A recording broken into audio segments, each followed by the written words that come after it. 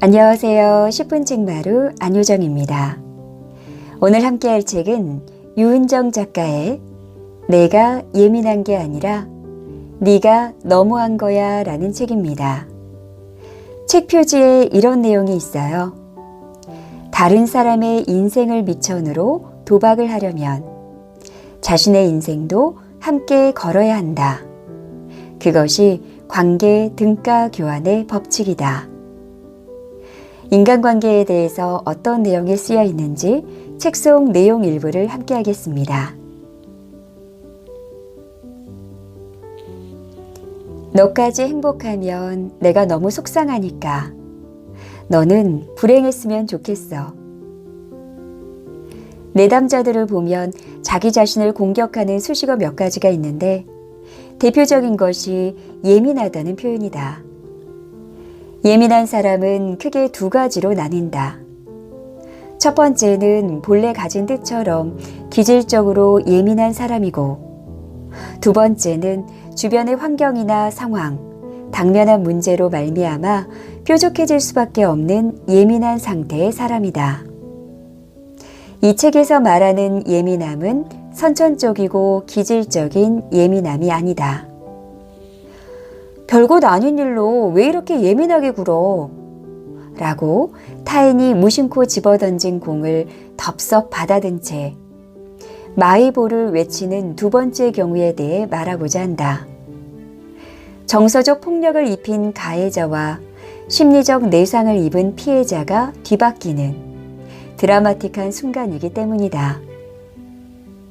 행동은 습관, 말은 인성, 인상은 성격, 관상은 과학. 20대 여성 선아 씨는 오랜만에 대학 동기들과 모인 자리에서 황당한 경험을 했다. 친구들과 한창 수다를 떨고 있는데 고향에서 중고등학교를 함께 나온 친한 친구가 갑자기 선아 씨의 주거 환경을 화제로 올린 것이다. 선아가 지방에서 올라와 고시원 생활을 하고 있잖아. 대단하지 않니? 나는 절대 고시원에서는 못 살 것 같아. 그 순간 선아 씨는 엄청난 부끄러움을 느꼈다고 한다. 고시원에 산다는 게 문제가 아니라 본인 뜻과 상관없이 상황을 아우팅 당했으니 그럴 만도 했다. 고시원에서 못 살겠다고 외쳤던 친구는 현재 서울 이모 집에 얹혀 사는 중이다. 15년 동안 알고 지낸 그 친구는 선아 씨가 먼저 원하는 회사에 취업하고 나자 정서적인 공격을 가하기 시작했다. 그녀가 연애를 시작하고 난 후에는 무분별한 경계 침범이 더욱 심해졌다. 친구는 문구 덕후인 선아 씨가 모아놓은 볼펜을 보며 그깟 볼펜 모아 어디다 쓰겠어. 좀 더 어른스러운 취향을 가져보는 건 어때? 라고 권유했다. 선아 씨가 남자친구와 관람하기 위해 예매한 뮤지컬 티켓을 보고는 그 좋은 걸 왜 이제야 보는 거야? 라며 안타까워했으며 그녀가 어학원에 다니는 것을 알고는 그 학원은 별로야 라며 자신의 고급 정보를 알려주었다.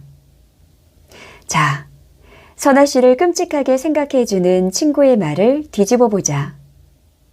그녀는 선아 씨의 문구 모으는 취미를 어른스러운 취향이 아니라는 말로 폄하시키고 뮤지컬 관람에 대한 기대감으로 한껏 들떠있는 선아 씨의 순수한 행복감을 상실감으로 전복시켰다.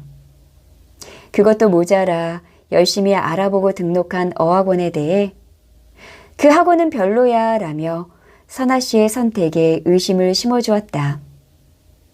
그까짓 것, 난 별로, 겨우, 아이고 등 몇 마디 추임새로 선아 씨의 정서적 영토를 무너뜨린 것이다.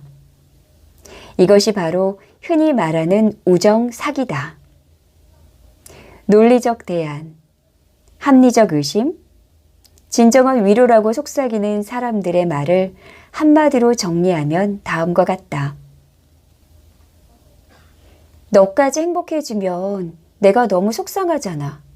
그러니까 다른 사람은 몰라도 너는 나보다 행복하면 안 돼. 너만큼은 계속 불행했으면 좋겠어. 이쯤 되면 행동은 습관, 말은 인성, 인상은 성격, 관상은 과학이지 싶다. 또 다른 개와 늑대의 시간, 프레너미. 요즘 진료실에서 만난 사람들 가운데 상당수가 프레너미에 대한 고민을 토로한다. 프레너미는 친구와 적의 합성어로 곁에 있는 사람이 자신의 행복을 빌어주는 진짜 친구인지, 친구라는 이름으로 머물지만 시기와 질투를 남발하는 적인지 알 수 없을 때 사용된다. 개인적으로 프레너미는 친구의 존재를 증명해주는 사람이 아니라 존재의 부재를 원하는 사람이라고 정의하고 싶다. 프레너미는 대부분 감정 착취자이자 감정 포식자다. 한마디로 감정 뱀파이어라고 할 수 있다. 이들은 묵은 먼지 가득 찬 방바닥에 누워 시기와 질투, 분노, 동정, 연민 등을 통해 어떻게든 상대를 자신과 같은 바닥으로 주저앉히려고 든다. 애써 한 발자국 내디뎌 보려는 사람의 발목을 붙잡으며 연애하더니 사람이 변했어. 집값 좀 올랐다고 잘난 척 하는 거야? 부모 잘 만나 인생 편하게 사네 라고 비아냥거린다. 이들의 목표는 오직 하나다. 상대를 희생시켜 자신의 열등감을 해소하고 본인의 우위를 확인하려는 것. 그래서 끊임없이 상대를 흔들어대며 불안과 두려움을 증폭시키는 것이다. 본진이 공격을 받는데 여유롭게 게임을 진행할 플레이어는 없다. 방어할 때는 극도로 예민해지는 게 당연하다. 예민함이 싫다면 선을 넘지 말아야 한다.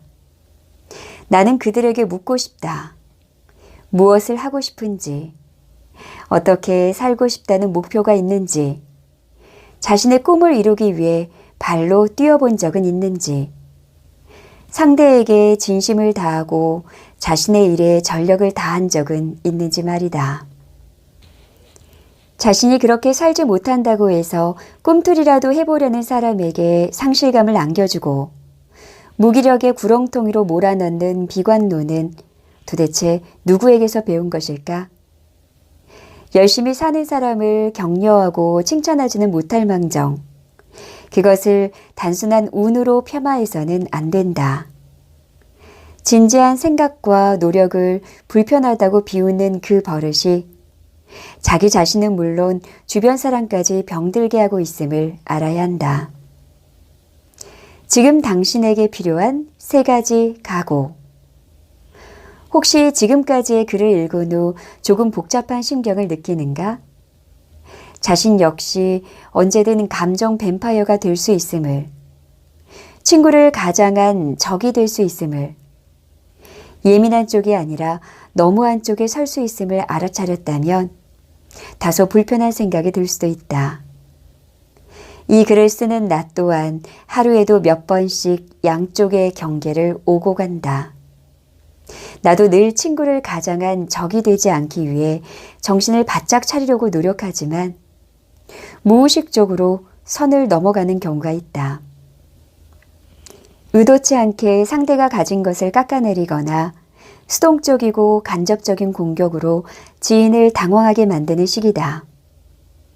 아, 내가 선을 넘었구나 라는 사실을 깨닫게 되는 순간 머릿속에서는 경고의 사이렌이 울리는데 상대의 심리적 영토를 침범했음을 자각하는 건 그리 유쾌한 일이 아니다. 그나마 다행스러운 것은 스스로 경계를 넘었다는 사실을 깔끔하게 인정하면 어색한 상황 역시 말끔하게 정리된다는 점이다. 미안. 순간 네가 부러워서 진심으로 축하해주지 못했던 것 같아. 너도 느꼈지? 이런 경험을 반복하면 내가 가진 것과 남이 가진 것을 정확히 구분할 줄 알게 되고 굳이 다른 사람을 폄하하지 않아도 자신의 것이 충분함을 깨닫게 된다. 나와 너의 다름이 보다 쉽게 인정되고 더는 시기와 질투로 에너지를 낭비하지 않게 된다. 정서적으로 엄청난 성장을 이루는 것이다. 그러나 이런 시그널을 읽지 못하는 감정 피착취자들의 상황은 조금 다르다. 무엇보다 선아 씨와 같은 사람들은 뱀파이어가 감정의 울타리를 훌쩍 뛰어들어와 자신의 앞마당에서 피크닉을 즐기는 것을 멈추게 해야 한다.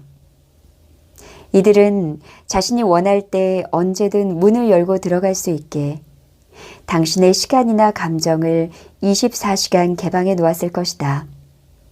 예고도 없이 들이닥치는 것에 지칠 대로 지쳐 미안한데 오늘은 그만 좀 돌아가 줄래? 라고 말하면 평소에는 안 그러더니 오늘따라 예민하네. 유머 감각이 없네. 감성충이네. 진지충이야. 라고 받아칠 것이다.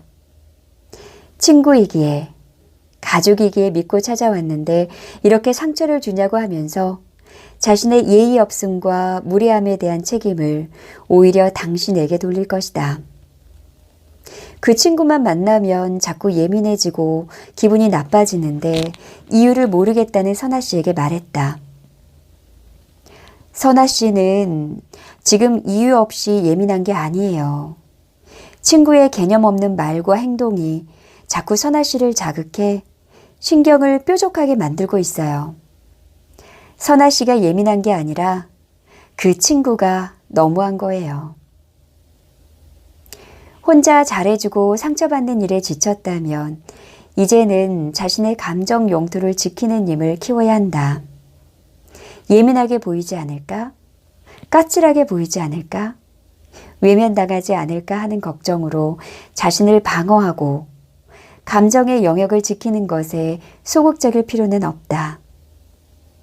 상대가 상처받을 줄 알면서도 주의하지 않고 자신의 무심함과 예의 없음을 상대의 예민함으로 돌리는 사람의 문제지 당신의 문제가 아니다. 내 감정의 영토에 들어와 주인인 척 앉아있는 감정 뱀파이어를 몰아내려면 무엇보다 능동적인 태도가 필요하다. 익숙한 관계, 수동적인 마음가짐이 주는 안정감을 버릴 때가 되었다는 뜻이다. 이런 당신에게 필요한 건 단 3가지다.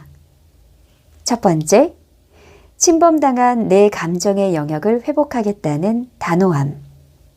두 번째, 내 기준과 너의 기준은 다르다는 냉정함. 마지막으로 불안의 기운 속에서 뚜벅뚜벅 다가오고 있는 실루엣이 평소 믿고 의지하던 개인지 나의 자존감을 해치러 오는 늑대인지 구분하겠다는 유연한 결단력이 바로 그것이다. 자, 이제 개와 늑대의 시간이 시작되었다. 각오를 단단히 하고 싸움을 시작해보자.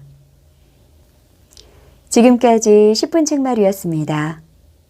오늘도 내 감정의 영역을 지키는 여러분 되시길 바랍니다. 고맙습니다.